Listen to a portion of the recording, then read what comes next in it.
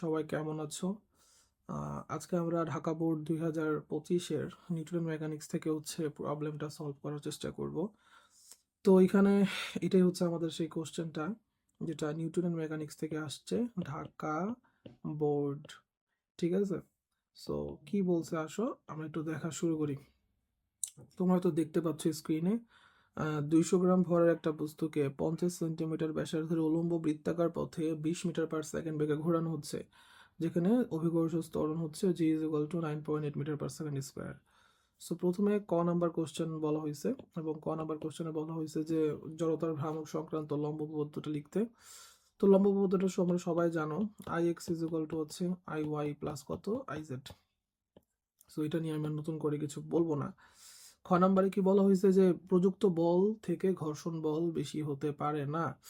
তো এটা অনেক কনসেপচুয়াল একটা কোশ্চেন এবং এটা আসলে তোদের এইচএসসি যে বইগুলো আছে, শাহজাহান তপন স্যারের বই বল, ইসাক স্যারের বই বল, এই বইগুলোর মধ্যে আসলে এক্সপ্লেনেটরি কোনো কিছু নাই। তো এইটা তোদেরকে আমি এখন শিখাবো এবং তোর এটা শিখে রাখ, ফার্দার যদি সামনে 2026 সালে যেহেতু 25-এ যেহেতু আসছে, 26 আসার সম্ভাবনা অনেক বেশি। সো চলো আমরা এটা একটু শিখে আসি। আমরা এইখানে একটু এটা জুম করে নেই। ওকে, তো দেখো জিনিসটা আমরা এভাবে বুঝাবো যে ধর যে একটা বস্তু আছে, তো এই যে বস্তুটা, এই বস্তুটার আমরা জানি নর্মালি একটা ঘর্ষণ গুণাঙ্ক দেয়া থাকে। ঘর্ষণ গুণাঙ্ক মিউ, মিউ এর মান ধর তোর দেয়া থাকবে, এটা নর্মালি 0.4 আমি ধরে নিলাম। আমাদের যে রাস্তাঘাটগুলো আছে সেগুলোতে মিউ এর মান হচ্ছে 0.4 ধরা হয়। তো মিউ যদি 0.4 হয় তাহলে ধর ঘর্ষণ বল এই ক্ষেত্রে কত হবার কথা? এই বস্তুটা মাটির মধ্যে এমজি পরিমাণ বল প্রয়োগ করছে আর মাটিটাই বস্তুর উপর আর পরিমাণ প্রতিক্রিয়া বল প্রয়োগ করছে। So R is equal to হবে অবভিয়াসলি কি এমজি। এখন আমরা জানি যে ঘর্ষণ বল সমান সমান কি মিউ ইন্টু আর, ঘর্ষণ গুণাঙ্ক ইন্টু প্রতিক্রিয়া বল। আচ্ছা, তাহলে প্রতিক্রিয়া বল আবার কিসের সমান? এমজির সমান। তাহলে ঘর্ষণ বল হবে মিউ ইন্টু কি এমজি। সো আমরা এইখান থেকে এতটুকু প্রতিপাদ্য যে ঘর্ষণ বল সমান সমান মিউ এমজি। সো আমরা লিখতে পারি F is equal two mu এর মান 0.4 ইন্টু এম ইন্টু 9.8।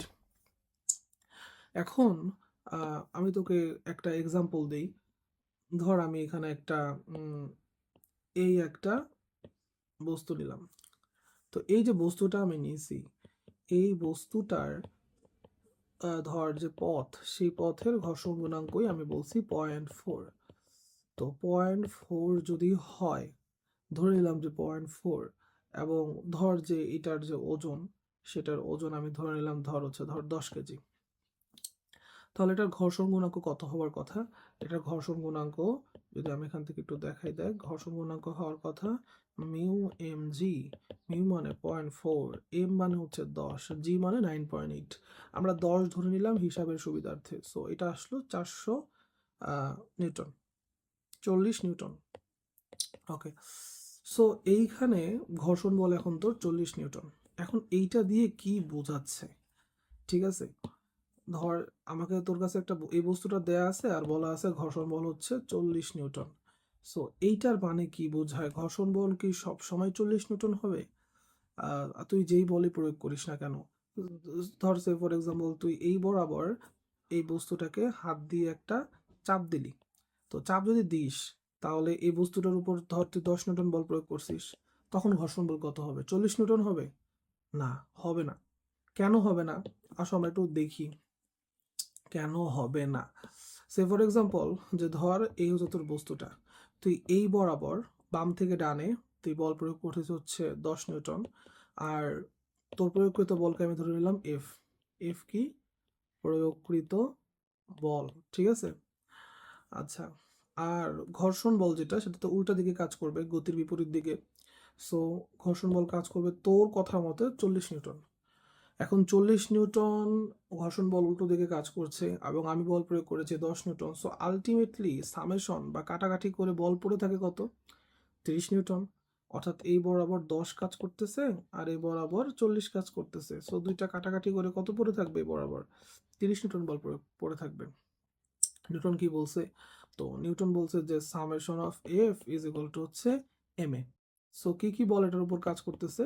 40 আর 10, সো 40 বিয়োগ 10 ইকুয়াল টু হচ্ছে এম এ। তার মানে আমি বলতে পারতেছি যে 30 ইকুয়াল টু হচ্ছে এম এ। তার মানে বুঝতে পারতেছিস এখান থেকে যে ত্বরণটা আসতেছে, এটার মানে বোঝাচ্ছে যে বস্তুটা কিন্তু এই বরাবর একটা ত্বরণে গতিশীল হবে। অর্থাৎ 30 নিউটন বল এটার উপর প্রয়োগ হচ্ছে আলটিমেটলি, এবং এই বস্তুটা ডান থেকে বামে রওনা হবে। তো ক্যান ইউ ইমাজিন যে এটা কত বড় একটা স্টুপিডিক আইডিয়া?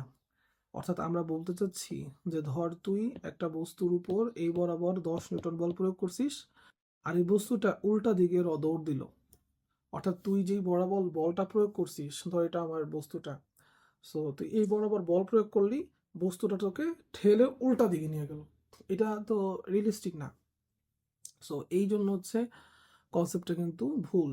অর্থাৎ তুই যখন একটা বস্তুর উপর 10 নিউটন বল প্রয়োগ করেছিস, উল্টা দিকে কখনোই 40 নিউটন ঘর্ষণ বল প্রয়োগ হবে না। দো এখানে কিন্তু আমাদের কোশ্চেনের মধ্যে ঘর্ষণ বল 40 নিউটন লিখা। সো এইটা আসলে তাহলে আমরা কিভাবে এটার অ্যান্সারটা দিব? তো এটার অ্যান্সারটা খুবই সিম্পল, এবং এটা নিয়ে হয়তো আমরা ভাবে চিন্তা করি না সব সময়। তো অ্যান্সারটা হচ্ছে, দাঁড়া আমি কলম নিয়ে নেই। ধর যে এই হচ্ছে বস্তুটা, এই বস্তুর উপর তুই বল প্রয়োগ করলি কত? 10 নিউটন। বড় হাতের এফ দিলাম, বড় হাতের এফ মানে তোর প্রয়োগকৃত বল। সো তুই যদি 10 নিউটন বল প্রয়োগ করিস, ঘর্ষণ বলও তোর বলের সমান হবে, অর্থাৎ ঘর্ষণ বল হবে কত? 10 নিউটন। এখন দেখ, 10 নিউটন আর 10 নিউটন দুইটা কাটাকাটি করে আলটিমেটলি পড়ে থাকলো কত? 0। সো 0 যেহেতু থাকতেছে, তার মানে এই বস্তুটা কিন্তু আর নড়বে না। সো এটাই কিন্তু স্বাভাবিক। দেন তুই বললি না ভাই আমি হচ্ছে 20 নিউটন বল প্রয়োগ করব, তাহলে তখনও ঘর্ষণ বল কত হবে জানিস? 20 নিউটন। ওকে, তো এইভাবে হচ্ছে তুই আস্তে আস্তে বলের মান হচ্ছে বাড়াতে থাকবি, বাড়াতে বাড়াতে ধর যে এই যে বস্তুটা, সেই বস্তুটার ঘর্ষণ বল তুই করে দিলি কত? ধর করে দিলি হচ্ছে 39 নিউটন। অর্থাৎ তোর উপর এর বস্তুর উপর তুই 39 নিউটন বল প্রয়োগ করলি। আর আমরা এমনি ক্যালকুলেশন করে ঘর্ষণ বল কত বের করছি? 40 নিউটন বের করছি। তো তুই যখন 39 নিউটন বল প্রয়োগ করলি, তখন ঘর্ষণ বল কত হবে?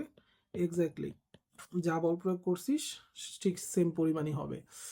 এবার 39 থেকে তুই একটু বাড়ায় ধর তুই করে ফেললি হচ্ছে 40 নিউটন, তখন ঘর্ষণ বল হয়ে যাবে 40 নিউটন। এটাতেও আমার কোনো আপত্তি নাই। বাট তুই যখন এইটার তোর প্রয়োগকৃত বল 41 নিউটন করে ফেলবি, এটা কিন্তু নর্মাল যে ঘর্ষণ বল সেটাকে সারপাস করে চলে গেছে, ওটাকে অতিক্রম করে চলে গেছে। সো তুই যখন 41 নিউটন বল প্রয়োগ করবি, ঘর্ষণ বল কিন্তু 40-এর বেশি আর যাবে না, অর্থাৎ 41 আর হবে না।